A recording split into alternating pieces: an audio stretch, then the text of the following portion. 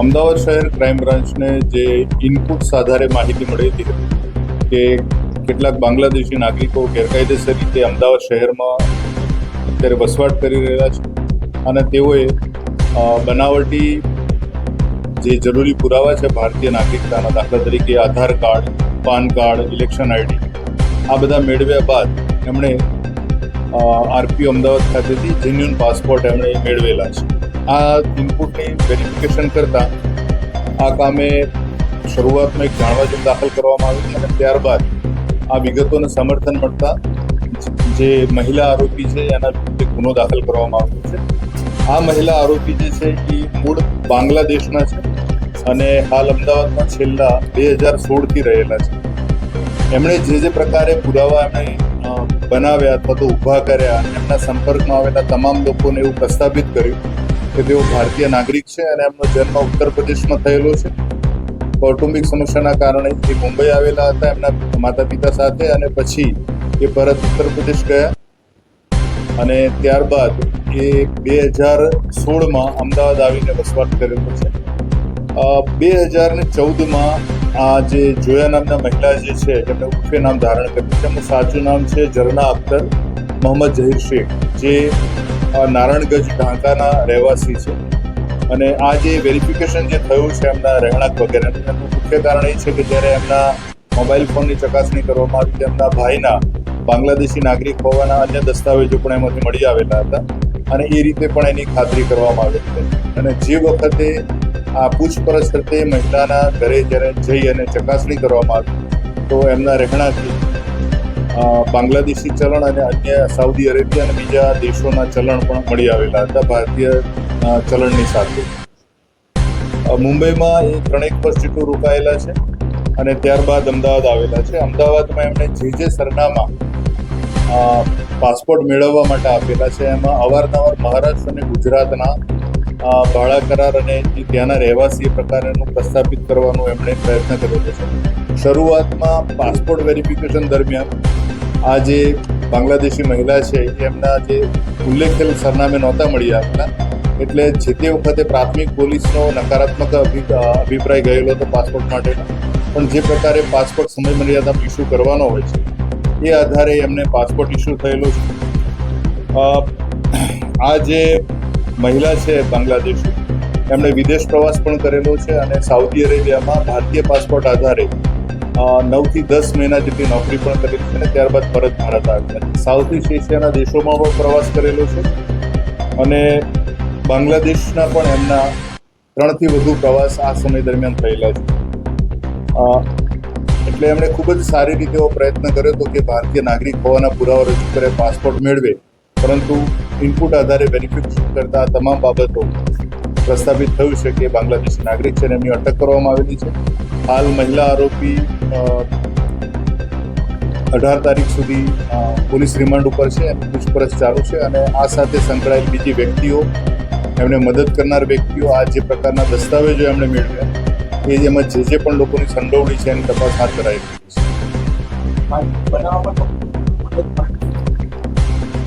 શરૂઆતમાં જ્યારે એમને પાસપોર્ટની જરૂર પડી તો આધાર કાર્ડ એમના એક પરિચિત હતા, જ્યારે અહીંયા અમદાવાદમાં રોકાણ કરેલું હતું ત્યારે 2017માં એક કારખાનામાં કામ કરતા યુનુસ નામના વ્યક્તિને એમને શરૂઆતમાં આધાર કાર્ડ બનાવવામાં મદદ કરી અને યુનુસની તપાસ કરતાં જાણવા મળ્યું છે કે એ 2018માં મરણ ગયેલ છે. અને ત્યારબાદ એમણે જે જન્મનો દાખલો છે, જેમનો ઉત્તર પ્રદેશમાં જન્મ થયેલો છે, એ પ્રકારનું જન્મનું પ્રમાણપત્ર પણ એમણે મહારાષ્ટ્રથી મેળવેલું છે. અમરાવતી જિલ્લાથી એમના કોઈ પરિચિત છે, એના માધ્યમથી એમણે ઉત્તર પ્રદેશ ખાતે જન્મ થયેલો છે એ પ્રકારનું જન્મનું પ્રમાણપત્ર મેળવ્યું છે અને એ માટે એક ટીમ પણ હાલ અત્યારે ત્યાં તપાસ અર્થે ગયેલી છે. અને આ જે પ્રમાણપત્ર મેળવેલું છે એ પણ જેન્યુઅન બતાવેલું છે, કોઈ બનાવટી નથી. કારણ કે રાજ્ય સરકારની વેબસાઇટ ઉપર, ઉત્તર પ્રદેશની વેબસાઇટ ઉપર આ પ્રકારનું જે ઇસ્યુ કરેલું જે છે બર્થ સર્ટિફિકેટ એનો પણ ઉલ્લેખ છે.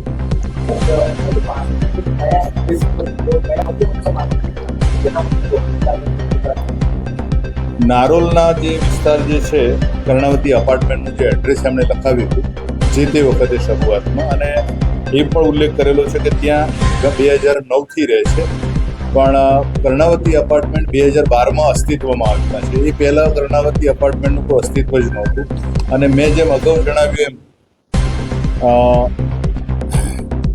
એમણે જે પરિચિતો મારફતે જે પ્રકારે બનાવટી કે આધાર કાર્ડ અને જન્મના સર્ટિફિકેટ મેળવેલા છે એ અંગેની તપાસ ચાલી રહી છે.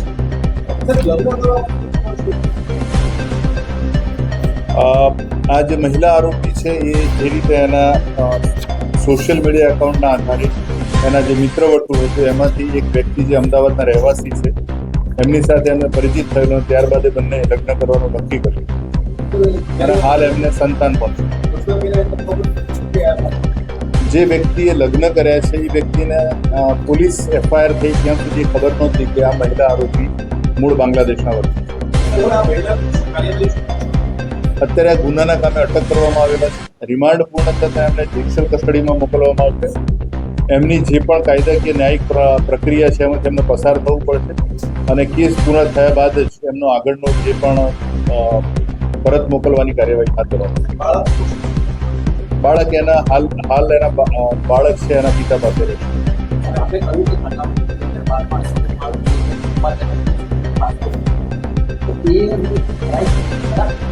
મેં અગાઉ જણાવ્યું એમ કે પાસપોર્ટની જે વેરિફિકેશન સ્થાનિક પોલીસ સ્ટેશન દ્વારા કરવામાં આવેલું છે એમાં 3 વખત નકારાત્મક અભિપ્રાય ગયેલો છે કે આ પ્રકારના કોઈ અહીંયા ભાડાથી રહેતા કોઈ વ્યક્તિ મળી આવેલ નથી, ઘર બંધ છે, એ પ્રકારના પણ છે.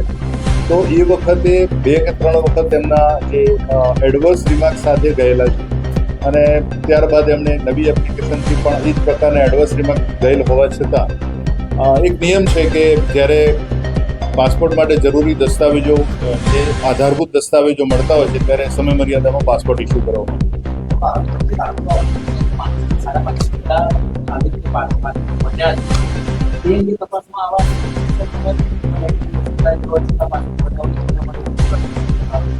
છેલ્લા ઘણા મહિનાઓથી અમદાવાદ ક્રાઇમ બ્રાન્ચ દ્વારા આ જે ગેરકાયદેસર રીતે અમદાવાદ શહેરમાં વસવાટ કરતા બાંગ્લાદેશીઓની ખરાઈ કરી તેઓએ જે પણ આધારભૂત દસ્તાવેજો મેળવેલા છે, જે પણ પ્રકારની એમની ભારતીય નાગરિક હોવાની ઓળખ પ્રસ્થાપિત કરવા માટે જરૂરી દસ્તાવેજો મેળવેલા છે, એ બાબતે ઘણા લાંબા સમયથી એક પ્રક્રિયા ચાલી રહેલી છે. અને હાલમાં જે પ્રકારે ચંડોળા તળાવ વિસ્તારમાં ગેરકાયદેસર દબાણો દૂર કરવાની પ્રક્રિયા હાથ ધરવામાં આવી એ સમય દરમિયાન અમારી પાસે બહુ મોટો ડેટા હાથ લાગ્યો છે અને એમાં અંદાજે 500થી વધુ શંકાસ્પદ વ્યક્તિઓ કે જે ખરેખર બાંગ્લાદેશના હોવાનું જણાય છે અને એ જો બાંગ્લાદેશી છે કે ભારતીય નાગરિક છે એની ખરાઈ માટેની હાલ પ્રક્રિયા ચાલી રહેલી છે અને ટૂંક સમયમાં જ આ જે વેરિફિકેશન જે છે 500 વ્યક્તિઓનું એ પૂર્ણ થવાના આવે છે. આ જે માહિતી જે મળી છે એમાં કેટલાક ટ્રાન્ઝેક્શન અને સંપર્કોનું જે અમારું આ પ્રક્રિયાનો ભાગ જે છે એ પ્રકારના વેરિફિકેશનમાં આ માહિતી બહાર આવી.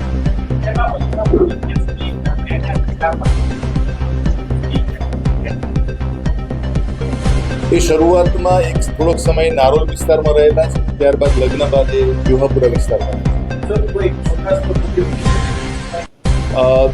એમની ધરપકડથી લઈ અને આ જે બધી ખરાઈ થઈ છે ત્યાં સુધી એમણે જે ગેરકાયદેસર રીતે ભારતીય નાગરિક હોવાના પુરાવા એકત્રિત કરવા સિવાયની હાલ કોઈ એવી ગંભીર પ્રકારની કોઈ પ્રવૃત્તિમાં સામેલ હોય તેવું ધ્યાને આવેલું.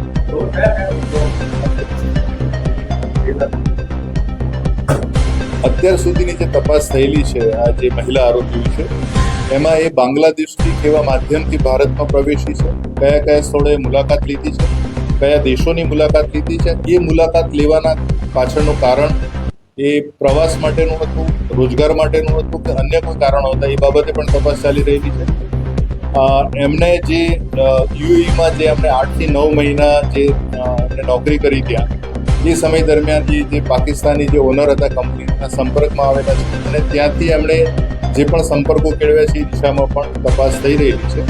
પણ હાલ અત્યારે જ્યારે તપાસ બહુ જ શરૂઆતના તબક્કે છે, નાજુક તબક્કે છે, ત્યારે વધુ વિગતો બાદમાં